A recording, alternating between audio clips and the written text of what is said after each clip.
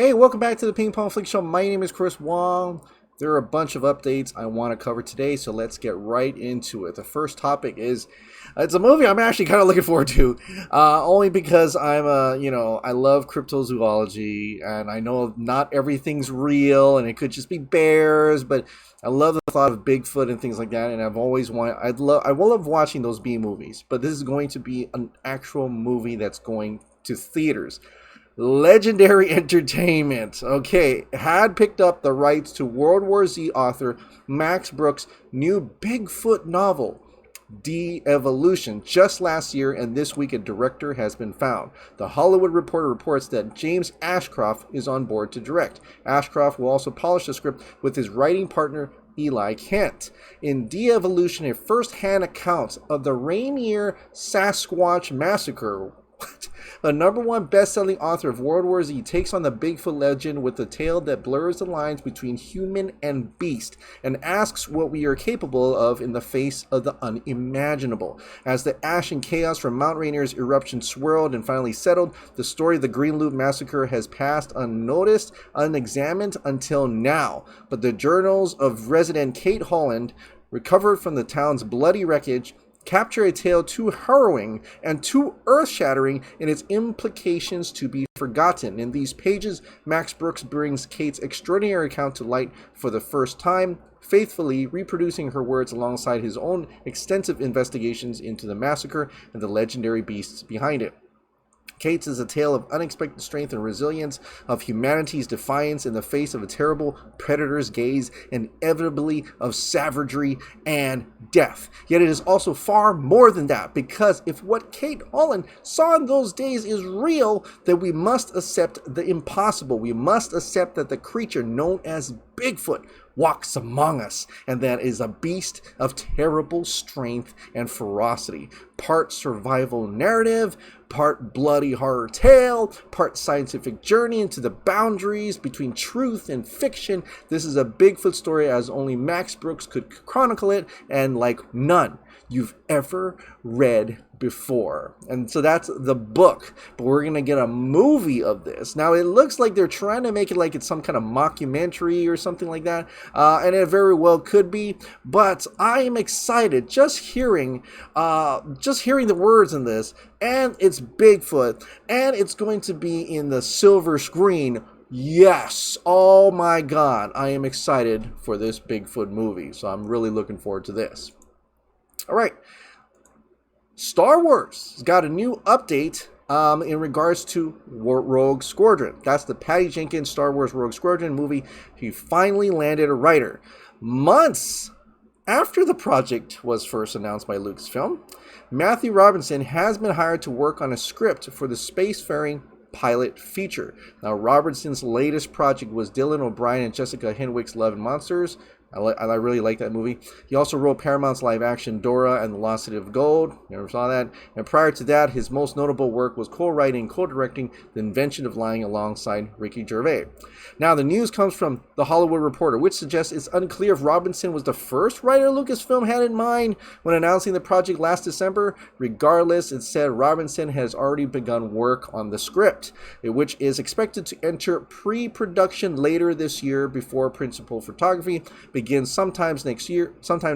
It currently has a release date of December 22nd of 2023, so that's still a far long ways to go. Okay, so will be the next feature film released as part of the Star Wars franchise. Robinson is writing a script for a project that will be directed by Wonder Woman Helmer Patty Jenkins. Jenkins said last year the movie is already deep into development with the treatment near completion. Okay, so basically this also tells me that Patty Jenkins is not gonna do there's not going to be a Wonder Woman movie for a while, like a long while. Since 2023, end of 2023, Rogue Squadron. I mean, she could possibly be doing it during during the year of 2023 or even 2020, depending on when they finish Rogue Squadron, but, and also the Cleopatra as well, but, but this is exciting. I'm also kind of shocked that they announced everything, and they just landed the writer now. Like, they had the idea, this is what they're going to do, and then they finally landed a writer. So usually it's like you land a writer first, but maybe not. Maybe this is just like,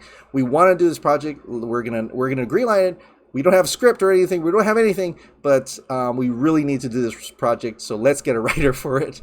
Maybe there was a writer. I don't know. But that's interesting. Nonetheless, Rogue Squadron by Patty Jenkins. Okay, let's get into some DC. All right. So JJ Abrams, man, and Angela Robinson are developing a new Justice League Dark tie-in for HBO Max. So, as you know, JJ Abrams has, announced by Deadline, I think it was like a couple of years back or a year back, he was going to, actually take in, actually make movies and TV series of all the characters within the Justice League Dark universe, right? He's going to tackle the Justice League Dark universe. And so within the Deadline article, it tells about how they're going to probably get filmmakers and different script writers and everything to make these different projects. So so out of that, people were already expecting, okay, so that means like Constantine, that's got to be like Zatanna, Swamp Thing, and things like, so there's a lot of different ideas. But now, and they've already talked about the Zatanna project, which I'm going to talk about a little later on. No word about Constantine yet, but also Justice League Dark as well, so that's still expected. But J.J. Abrams' next DC project now is Madame X, which will tie into this rumored Justice League Dark project and follow the exploits of DC Universe mystic Madame Xanadu. Played by Gerald Prescott in Swamp Thing, this will mark Madame Xanadu's first broad exposure in live action, right? You only saw a little bit in Swamp Thing, and I don't think Swamp Thing's continuing at all. It's because they broke down the sets and everything. Everybody moved on already. Too bad. But writing the series will be Angela Robinson, whose last time out with DC was Professor Marston in the Wonder Woman, a drama about the life of William Moulton Marston, the creator of Wonder Woman, and the relationships he had with the two key women in his life, with whom he lived in a polyamorous relationship for years. Right. So I think that's the Jude Law movie that came out a while back. So Madame Xanadu is one of the DC Universe's most powerful mystics, but is generally used as a supporting character, serving roles ancillary to bigger names. She often helps guide the Spectre and had worked with the Phantom Stranger, the Suicide Squad, and Justice League Dark, among others. In some continuities, she's the mother of DC villain Dr. Destiny, whose fans will remember from the CW's Elseworlds event, and whose powers were approximated by Maxwell Lord in Wonder Woman 1984. The character sometimes draws comparisons to Doctor Strange, since she has enormous magical powers, but a fairly mundane physical malady. In Xanadu's case, she's blind. She also operates out of a modest seeming home base on New York's Lower East Side. Bad Robot Abrams production company is working and what is that all right? Oh, it keeps going on. Is working on a number of DC projects, including HBO Max's new Constantine series and a Batman animated series with the Batman director Matt Reeves. He's also producing the next Superman movie, which is rumored to center on a black Superman. In the same way that Zatanna wears a traditional magician's outfit, including tuxedo and top hat, Xanadu is usually depicted like this, as looking like a stereotypical gypsy fortune teller with a billowy blouse and dangly earrings. So, and there's more about that in terms of her being a very supernatural character, which is very much Justice League Dark, and it's one of the characters. So in this way, it is seemingly like he's building it out. He's building out towards a Justice League Dark. We're going to start with, I think, Zatanna, then possibly Madame Xanadu, and then Constantine, and all the other characters as well, probably Swamp Thing and things like that, all adding up to an eventual Justice League Dark movie, and I think that's how he's going to play it, center on that way. Yeah, it's the Marvel formula, but and which is the opposite of what the other Zack Snyder has done with Justice League, but that's how they're going to go. That's how they're going to go. And this way they can kind of grow it a little bit, because these are characters that not many people know about, and able to do it on HBO Max. That way it's like a lower budget, and then add it up to a bigger, I don't know, I think Justice League Dark is going to still be on HBO Max as well, but maybe a bigger budget by then. So it's stepping up to that Justice League Dark formation there. And in terms of Justice League Dark, Zatanna, Amre Kaya from Villain, a Vulcan reporter, says development on the Zatanna film is being fast-tracked. They want to start production this year, with the possibility of production as a whole being delayed. This depends on how production goes for other DC films that are either filming right now or will start soon. They're confident they can start filming this year, though. I expect production to wrap around Q1 of 2022, implying a 2022 release date. So they're really fast tracking this, and I'm thinking they're really trying to get to that Justice League Dark as fast and quick as possible. They need to bring out Zatanna. They need to do Madame X, and then they need to do, like I said, they're really trying to get closer and closer to that Justice League as fast as possible. But I'm also hearing that there are more spin-off projects in development, not just Catwoman, Gotham PD, but there are a lot more Batman spin-offs as well. So they're really planning to do a lot of things with HBO Max in terms of these DC projects here. So that is pretty much Justice League Dark Universe as a whole. That's what JJ is planning, along with maybe that Superman movie. And let's see how far they go with that. It probably will happen. All right, well, let's get into the Flash movie. This is coming from Krypton Cage. He actually has a picture of Michael Keaton in his Bruce Wayne car on the Flash movie set. So this is him in the actual car there. I wonder what it's like in there. Must be really nice to just drive around that thing, but driving off and things. So obviously this means that they're still shooting over there. They're still shooting scenes from there, probably shooting a lot over there. What people are saying is the end of the movie, and which is like a whole week for the end of the movie. That's interesting. Or, you know, there may be more scenes that they're doing over here as well. So, but there goes Michael Keaton in the Bat car. No, not the Batmobile, but the Bruce Wayne's car. So, and this is interesting as well. Barbara Muschetti, who is the producer for the Flash movie, she's Andy Muschetti's sister.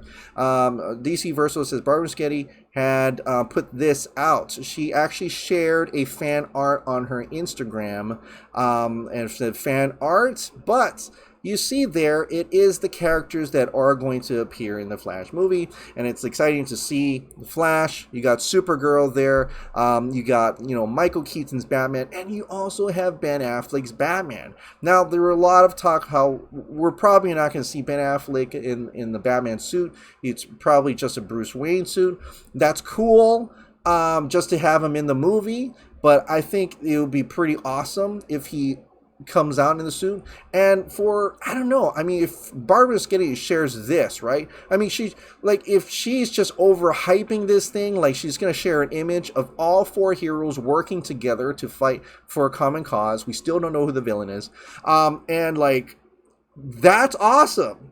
Why would you show that if you don't plan to do any of that in the movie? Like right now, you're putting the expectations up high, especially now I'm talking about it and more people are looking at this thing. My expectation now is that Michael Keaton's Batman and Ben Affleck's Batman and Sasha Calle as Supergirl and Ezra Miller as Flash all working together there. If I don't see that, I'm going to be pretty disappointed. but it's the expectation now.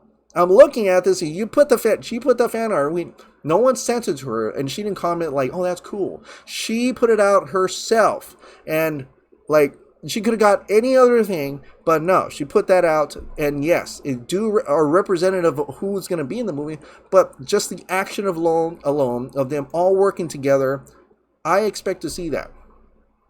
I expected to see that. Ben Affleck's Batman with Michael Keaton and Sasha Calle and Ezra Miller Flash, and hopefully other people as well. So that'd be pretty insane. That'd be pretty insane.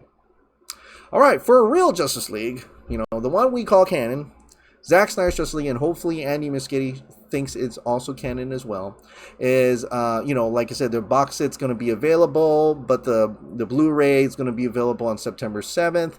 I put out a community post for the Amazon one. This one, I'm going to put it down in the comments. This is the steel case, but the Steelbook one. This is the nice one, so I'm going to encourage you if you want to get that as well.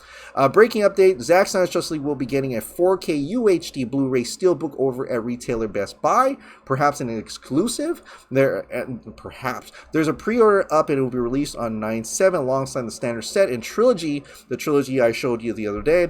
And there's a link, so I'm gonna go ahead and link. I like this. This is probably, I prefer this cover to the other one, but I'll probably get the box set as well. But this is awesome to see some Zack Snyder's Justice League coming over on stateside for any of the U.S. fans out there. Unless you already got the one, across the water in UK, then you can get this one and that cover, and then get the trilogy if you want as well. So that'd be pretty amazing. So yeah, Zack Snyder's Justice League, Steelbook cover over at the retailer Best Buy. It's probably an exclusive. I'm gonna bet they probably did that for an exclusive. So make sure you snag that. Thank you so much for watching. Like I said, if you absolutely love this daily dose of entertainment news and content, please click the like button, hit the subscribe button, ring that notification bell, keep this hot dog light on, and I'll see you next time. Bye.